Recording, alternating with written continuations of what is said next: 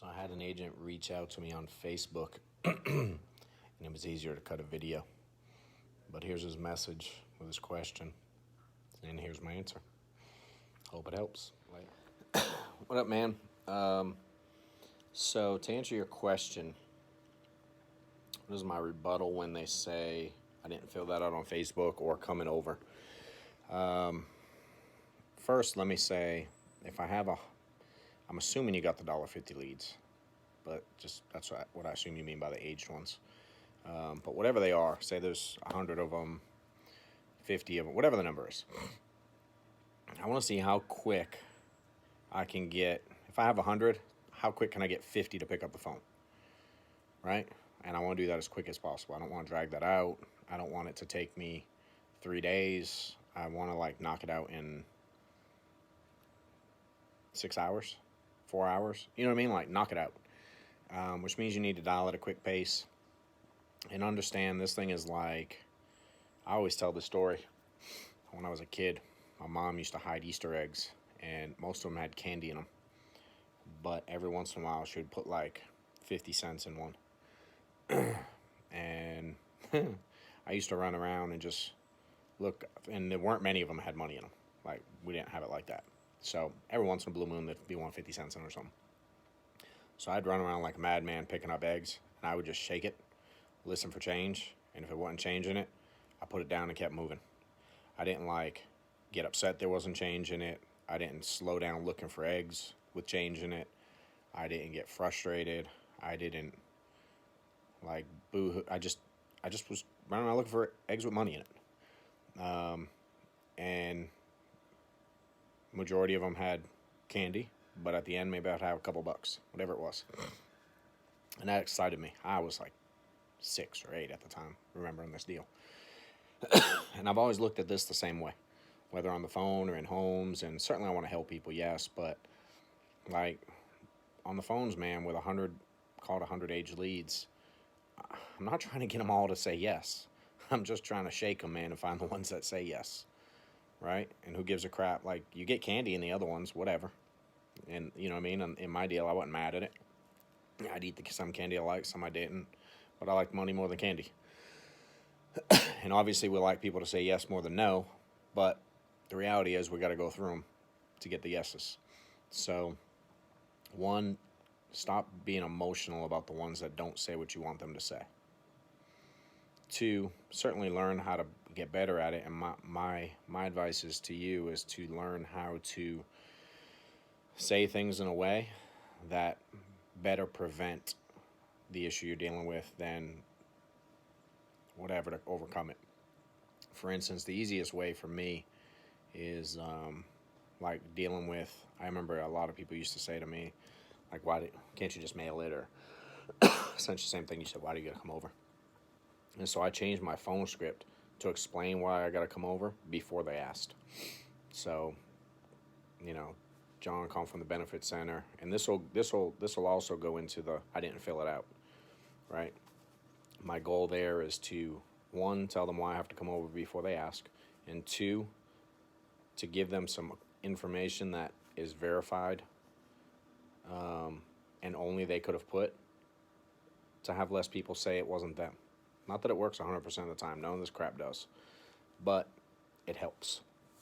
So, John, this is John over at the benefit. I go, hey, Steve. Yeah, hey, this is John over at the benefit center calling you about the request you put in on Facebook about the final expense, burial insurance. In here you put down your favorite hobby is whatever, riding bikes. Is that correct? And I give them a little taste of what I'm calling for, but then change gears and ask a question that 90-something% of people are just going to say they're going to answer the question you ask. The problem most new agents make is they stutter before they get there. They do this weird formal introduction. I always relate calling leads if I don't really know you, but you come to the Atlanta office and you forget your jacket. Right? Let's reverse the roles. You and me don't know each other. I forget my jacket. You find it. And you have to call me up and go hey, John? Well, I'm yeah. Kind of, who's this? and you go, hey, dude, and I'm sorry, I'm recording the video, I don't remember your name, dude. Sorry. Hey, this is Steve. I was over at the Atlanta office today. You don't really know me, but you have a red jacket, right? It'd be weird for me to, I'd be like, yeah? Be like, yeah, dude, you left it in the office. I have it. I'm going to be out your way tomorrow. What time are you home? That's the that's the tonality, the structure of a phone call for me. So, again, hey, John over at the Benefit Center, calling about the form, the request you put in on Facebook about the final expense burial coverage. Just need to verify real quick. I like to throw that in. What your favorite hobby is, whatever. Favorite color is whatever. Whatever you can verify. And you do that on any lead. Doesn't matter what you're verifying. It's just the mindset is, here's why I'm calling. Let me ask you a question. That way they answer it, and it buys me more time to talk. That's all I'm looking for. Yes, that's my deal. Yes, that's my color, my hobby, whatever. I go, all right, Steve, my job is real simple. These plans are not ones where they require me to take blood or urine, no testing, none of that kind of crazy stuff. Don't have to put any needles in, but they do require I come out to verify you are who you say you are, check your ID and your meds. Takes takes about 10 minutes to see what you're eligible for, and now I can say whatever. There's going to be another question now. Do you work or retired? What time do you normally get home? Do you prefer mornings or evenings? Do you prefer 10 or 2? Whatever it is, it's going to be some type of question again. And again, it doesn't work every time, but verifying something up front before they get to speak, they say nothing besides yes. And then getting into the second part and telling them why I have to come out before they can open their mouth. Now they've only said like 2 words. Like, yeah, it's them, and yes, that's my favorite, whatever. And at this point, I'm again telling them why I have to come out there. If I do that in advance and I'm not getting worked up, emotional, stuttering, stressed out, worried about their response, my results go up a lot. I'm never going to be 100%. Nothing me or anyone else tells you is going to work every time. But if you do those 2 little things, certainly you'll get more. You know? So, give me 1 second. I'm almost done. Certainly you'll get more of them, and that should be the goal. So then if you change, again, how quick can I get 50 on the phone?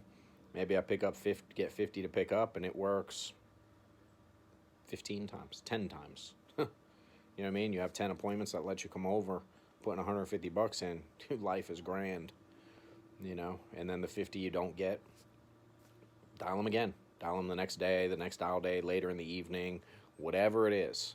Just make sure you're dialing them aggressively. You know, if you're one of these guys that dials once or twice or 3 times total ever, it doesn't work well. Aggressive dialers, I'll triple dial you 2, 3, 4 times before like 9 a.m. Take 20 of those leads at a time, knock them out, blow them up, call them,